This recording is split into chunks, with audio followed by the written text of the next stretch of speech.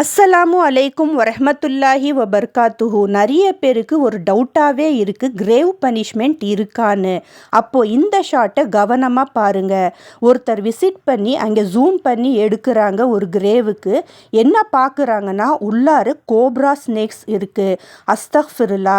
இதிலேருந்து என்ன தெரிய வருதுன்னா கட்டாயமாக கிரேவ் பனிஷ்மெண்ட் இருக்குது. இதனாலேயே நம்ம பிலவுடு ப்ராஃபெட் ஸல்லல்லாஹு அலைஹி வஸல்லம் அல்லாஹ் சுப்ஹானஹு வ தஆலா அஞ்சி பயங்கரமாக துவா பண்ணுவாரா கிரேவ் கட்ட தன்னுடைய ஹலிஃபாவோட போகும்போது.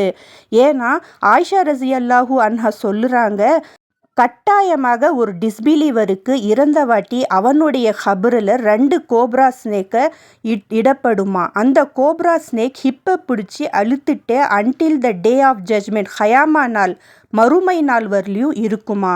இந்த பனிஷ்மெண்ட்லேருந்து பாதுகாக்கணும். ஷேர் செய்யவும்.